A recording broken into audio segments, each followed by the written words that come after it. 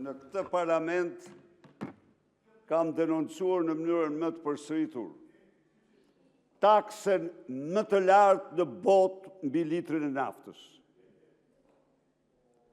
Taksën më të lartë në planet mbi litrin e naftës. Bëj një check-up, gjej një vend tjetër të ketë taksën e Shqipërisë.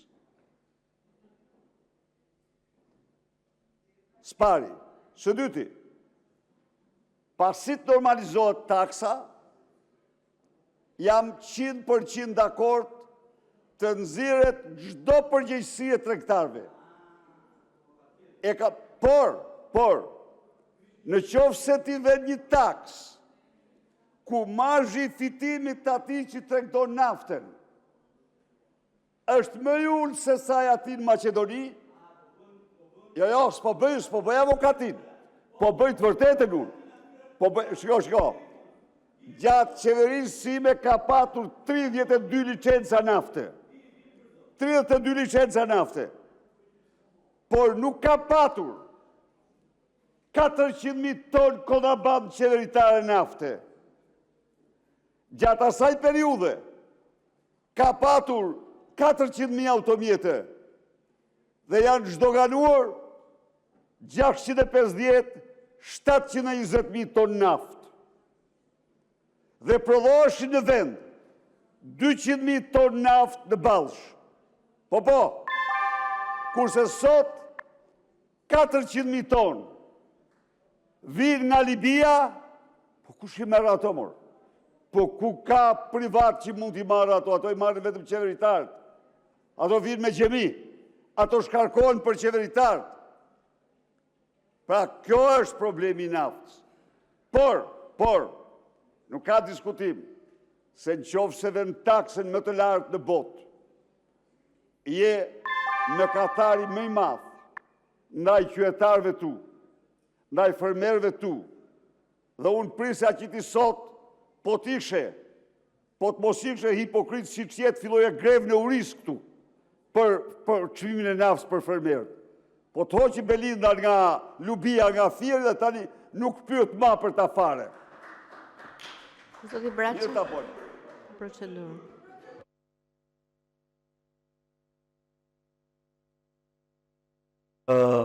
E para gjë që duhet të them është që kur flasim këtu, unë kam një diferencë shumë të madhe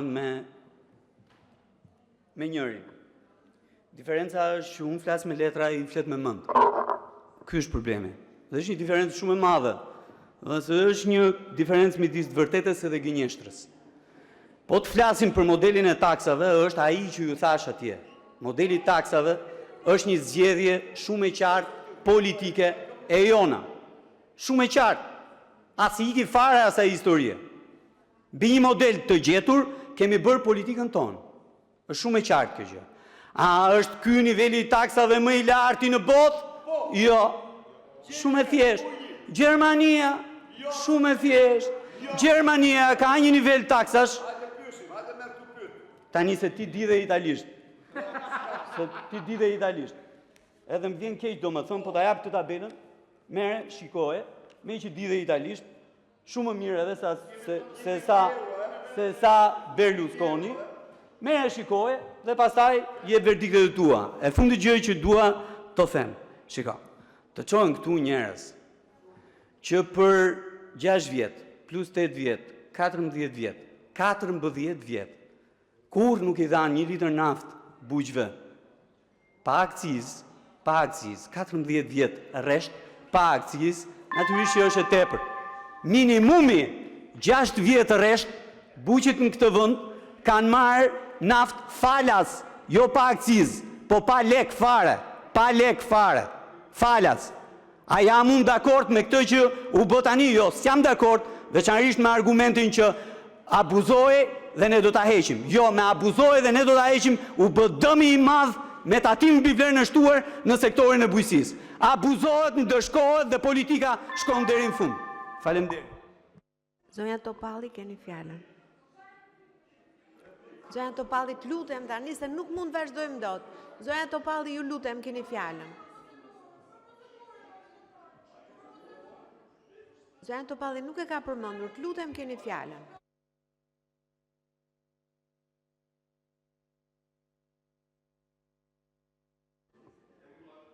Hapet, lutem. Hapu. S'pare njerë, flas me letra, apo flas pa letër, kjo është çështje ime. Ai që është i rrjedhur, nuk i ban mend. Po kjo është e vërteta. Çfarë ti bojën memorie shtime? Ti tham ti shuaj ti hedh letër, jo. Ato që them unë janë të vërteta. Dhe s'ka asnjë vend në Europë dhe në botë me taksen 1.1 euro për litër të nafte. Lexojeni dhe gjajeni një vend këtë të tillë. Zonja Topalli, përgatitet zonja Sinaj.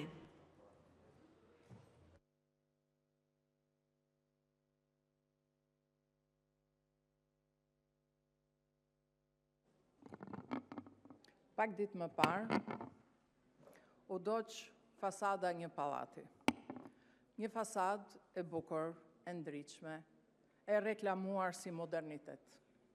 Por mjaftoi një shkëndi dhe gjithçka mori flak me njëherë. Sepse, kur fasada ndërtohet me shkelje ligji, korrupsioni dhe propagande, ajo nuk qëndron, digjet. Një lloj si ajo fasadë janë ndjekur zgjedhjet e lira në Shqipëri. Një lloj si ajo fasadë po digjet parlamenti si institucioni i përfaqësimit dhe i kontrollit. Digjet besimi i qytetarëve tek demokracia. Dhe ndërsa propaganda vazhdon të lyej muret nga jashtë, shqiptarët po jetojnë brenda një shteti ku liria, drejtësia, vota janë më të brishta sa ajo fasada që u doq. Kur një regjim kujdeset më shumë për fasadën se sa për themelet, sigurisht që zjarri bëhet i pashmangshëm. Vetëm në ditët e fundit kemi 2 raporte ndërkombëtare, alarmante, për atë që ndodh në Shqipëri. Njëra është raporti i Eurostatit, ku flet për varfërinë në Shqipëri, në nivelin 40% të shqiptarëve që nuk mbylልን muajin për nevojat më elementare të ushqimit. Dhe dokumenti i dytë i Parlamentit Evropian që flet për rrëshqitje demokracisë, korrupsion, rënje të shtetit ligjor. Në vendin ton, instrumentet që garantojnë lirinë dhe kontrollin e pushtetit nuk ekzistojnë më si garanci reale për qytetarët. Zgjedhjet nuk janë më një mjet i lirë për të ndëshkuar apo ndryshuar pushtetin, por një proces i deformuar nga presioni, kontrolli dhe nga abuzimi me shtetin, thot raporti. Institucionet që duhet jenë të pavarura janë dobësuar, ndërkohë që balancat që mbajnë gjatë demokracinë janë të kurrur deri në kufit e formës. Dhe kur qytetari nuk beson më se vota e tij mund të ndryshojë diçka, demokracia sigurisht që nuk funksionon. Mbetet vetëm një fasadë, se ja fasada pallatit që u doq pak ditë më përpara. Dhe një vend që humbet këtë besim, rrezikon të humbaz vetë thelbin e lirisë. Tek ne parlamenti në fakt është shembur. Shikojeni pak këto tavulinat mrapa. Janë të gjitha bosh. Bosh. Nuk ka qeveri. Bilas kryetari i parlamentit prej disa orësh nuk është këtu. Parlamenti nuk funksionon më si zëri i qytetarëve. Jo vetëm sepse nuk i përgjigjet indeksit të përfaqësimit për shkak të zgjedhjeve fasad. Nuk ka më komisione hetimore sepse i malli i ka ndaluar ato, që të kontrollojnë pushtetin, duke humbur dimensionin themelor të përfaqësimit dhe të kontrollit. Kryeministri nuk vjen më në parlament, nuk përballet me deputet dhe nuk i përgjigjet më interpelancave. Kur mungon llogaridhënia, pushteti bëhet në fakt i pakontrolluar. Dhe kur parlamenti nuk përfaqëson, kur qeveria nuk jep llogari dhe kur institucionet llogariten dhe kontrollohen nga një dorë, atëherë nuk kemi më një sistem demokratik normal, por kemi një pushtet të përqendruar, pa kontroll dhe pa balanca. Kemi në fakt një qeverisje që qeveriset nga forca dhe jo nga ligji. Sot, në Shqipëri, gënjeshtra është bërë normale, e qetë, e përdiqme, e institucionalizuar. Ndërkohë që qytetarët përballen me varfëri dhe pasiguri, në këtë vend është ndërtuar një realitet paralel. Një realitet kur në Burgje bëhen festa me alkool dhe lëndë narkotike. Ku burgu nuk është më një vend dëshkimi, por vend privilegjesh për të fortët, por për ish kryetar parlamenti, ish president dhe ish kryeministër, ai është një vend torturash, ku nuk njihet më asnjë konvent. Një realitet kur nga qelit drejton trafiqe droge, ku nga qelit vendoset për zgjedhje, kur nga qelit fitohen tendera milionëshe, një realitet ku digjen fasada dhe rrezikohet jeta qytetarëve, ndërsa askush nuk man përgjegjësi, ku drejtësia sfidot hapur, opozitës i hiqet mandati, ndërsa pushteti është gjithmonë mbi ligjin, sepse është forca. Ku lëndëfillet digjen dhe qytetarët nuk marrin dot frym jo vetëm pranë tyre, por edhe kilometra larg, ku skandalet nuk trondisin më askën sepse janë bërë normale, ku shpenzohen 50 milion euro për një koncert një ditor, ndërsa në Burgje blihet çdo privilegj, edhe një telefon me mijëra euro. Dhe ndërkohë, 150 burgosur kanë humbur jetën në qeli dhe askush nuk flet. Thusa ato janë mbyllur për të luajtur me jetën e tyre, me ekzistencën e tyre. Në një vend normal, kjo do të ishte një alarm kombëtar. Këtu kalon si një lajm i zakonshëm, sepse ky nuk është më shtet. Ky është një cirk i milionerëve të lidhur me grupet e të fortëve, ku pakica pasurohet në errësirë dhe shumica jeton në pasiguri dhe frikë. Ky është modeli që keni ndërtuar në fakt. Një Shqipëri ku pakica pasurohet me pushtetin, ndërsa shumica jeton me frikë, pasiguri dhe varfëri. Ky është modeli që i keni imponu Shqipërisë, propagandë në ekran, varfëri në familje, frikë në institucione, pa ndëshkushmëri për veten e tyre.